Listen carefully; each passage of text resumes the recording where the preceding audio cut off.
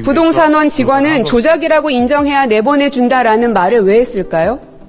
그건 정확한 사실은 좀 모르겠습니다. 망상입니까? 그중에 한 사람은 이렇게 얘기합니다. 통계 조작이 맞다. 국토부의 부당한 압력으로 그랬다. 결국은 감사원이 원하는 대로 답변을 받아내셨군요. 대단한 능력자들이십니다. 미안한 마음 안 드십니까? 진술을 조작하고 허위 자백을 강요했는지가 여기에 이렇게 버젓이 드러납니다. 그런데 거기에 최고 수장이었던 분께서 우리는 아무런 잘못도 하지 않았다. 사과할 의향은 없다. 우리 직원들은 아무 잘못 안 했다. 그렇게 얘기하십니까? 그러니까 저희들은 최선을 다했다 이렇게 계속 말씀드릴 수밖에 없죠. 최선을 다해서 진술 조작을 하셨겠죠. 감사원장님께 여쭙겠습니다. 네. 감사원장님에 대한 탄핵 기각이 25년 3월에 있으셨죠? 네. 그 당시에 입장을 보니까 표적감사와 부실감사의 억측이 헌재 결정으로 불식됐다라고 입장을 내셨더군요. 맞습니까? 예. 지금도 변함없습니까? 네, 그렇습니다. 부실감사는 없었다고 여전히 생각하십니까? 네, 저희들 할 만큼 최선을 다해서 감사를 했습니다.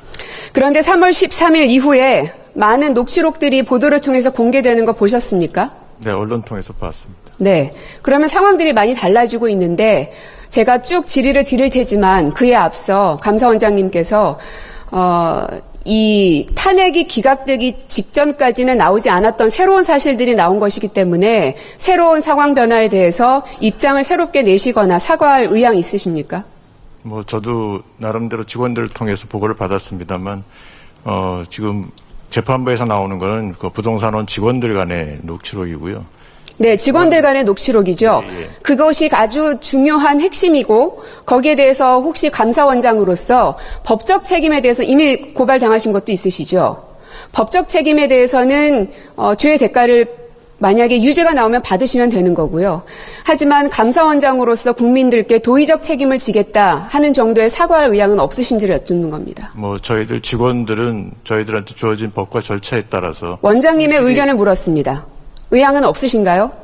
저희들 직원들이 정상적인 절차에 따라서 주어진 절차에 따라서 충실히 감사를 했기 때문에 제가 거기에 대해서 특별히 더 사과를 드리거나 할 의향은 없습니다.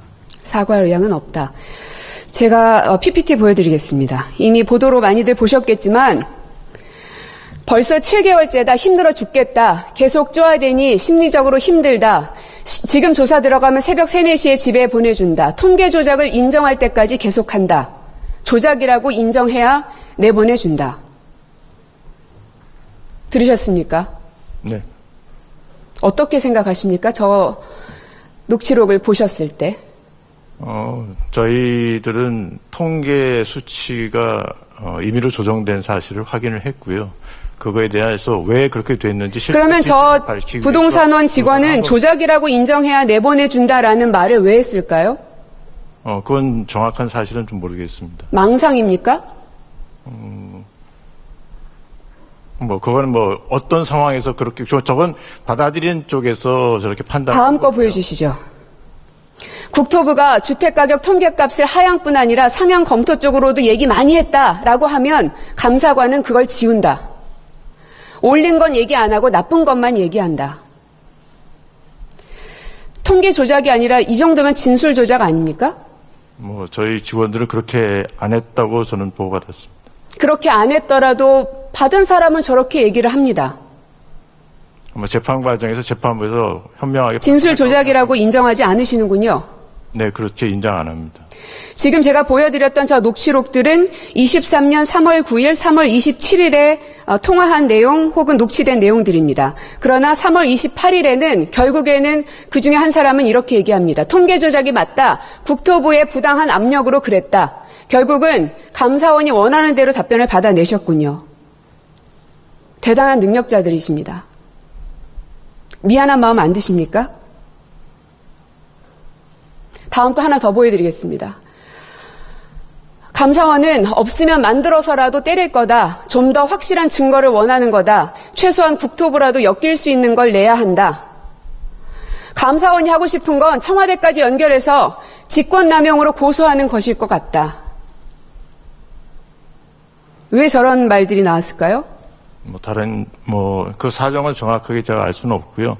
하여간 저희들은 실체적 진실을 밝히기 위해서 최선을 다했다. 이렇게만 말씀드릴 수 있겠습니다. 진실을 밝히기 위해서 최선을 다한 것이 아니라 목표 지점을 정해놓고 하셨던 거 아닙니까? 그렇지 않습니다. 저런 것이 바로 조작이라는 거죠. 저기 뻔히 나오지 않습니까? 옳은 건 얘기 안 하고 나쁜 것만 얘기하더라. 조작이라고 인정해야 내보내준다. 결국은 이분 조작이라고 말하고 나서 해결이 됐겠죠. 그럼 이 사람이 공개적인 석상에서 일부러 의도적으로 정치적으로 한 얘기도 아니고 녹취가 된 겁니다. 핸드폰을 통해서. 즉 의도하지 않고 자연스럽게 본인의 심경을 얘기한 글이라고 봐도 충분합니다. 맞죠? 누군가가 써준 글을 읽은 건 아니죠. 녹취록이라는 건 저도 인정을 하는데요. 하여간 재판부에서 그런 모든 거를 판단. 도대체 감사원에서 어떤 일들이 있었던 겁니까? 저는 감사원장의 탄핵이 기각되는 그 순간 믿어지지 않는 내용이긴 했지만 그럼에도 불구하고 그래도 감사를 충실하게 했던 것은 아닐까 하는 물음표를 여전히 남겨놓고 있었습니다. 그런데 문제는 그 이후에 3개월 이후에 수많은 녹취록들이 공개되면서 얼마나 감사원이 심각하게 이들을 진술을 조작하고 허위 자백을 강요했는지가 여기에 이렇게 버젓이 드러납니다. 그런데 거기에 최고 수장이었던 분께서 우리는 아무런 잘못도 하지 않았다. 사과할 의향 없다. 우리 직원들은 아무 잘못 안 했다. 그렇게 얘기하십니까? 그러니까 저희들은 최선을 다했다 이렇게 계속 말씀드릴 수밖에 없죠. 최선을 다해서 진술 조작을 하셨겠죠. 조작하진 다음 거 보여드릴게요. 대한민국 형법 제283조 사람을 협박한 자는 3년 이하의 징역, 500만 원 이하의 벌금, 구류 또는 과료에 처한다. 알고 계시죠? 예. 형법 324조 폭행 또는 협박으로 사람의 권리 행사를 방해하면 5년 이하의 징역, 3천만 원 이하의 벌금에 처한다. 알고 계시죠? 네.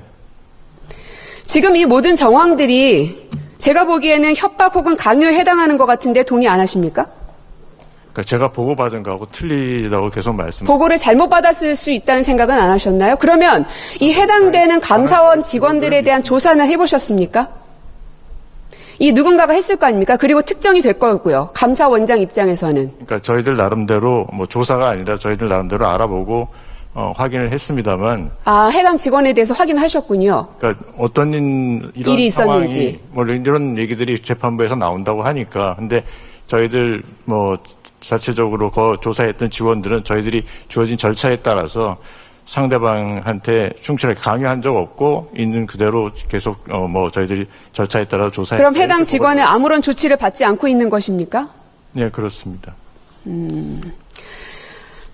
저는 최소한 이곳에 있는 모든 국무위원들 다 마찬가지입니다.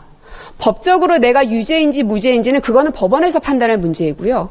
국무위원들이 인사청문회 등을 받으면서 이곳에 있는 이유는 국민들 앞에 도의적 책임을 지라고 다들 장자 자리를 달고 있는 겁니다. 원장으로서 감사원 직원들이 무리하게 조사를 했든 혹은 진술을 조작당하는 사람이 있었든 어쨌든 이러한 내용들이 나오는 걸 보면 감사원장으로서는 참 안타까운 일이다. 어떤 것이 진실인지를 좀 더 지켜봐야 될 일이지만 어쨌든 국민들 앞에 죄송한 마음이 든다. 이 정도는 하셔야 되는 거 아닙니까? 일단 재판이 진행 중에 있기 때문에요. 그 재판 결과를 지켜보고 그러고서는 정말 저희들이 잘못한 것이 있다면 거기에 따라서 적정한 조치를 취하도록 하겠습니다. 그러면 결국 원장님께서는 해당 직원을 조치하지 않은 것에 대해서도 직무유기의 죄를 물을 수밖에 없다는 점을 좀 알고 계십니까? 그것까지는 각오하고 계시겠죠? 네, 명심하겠습니다.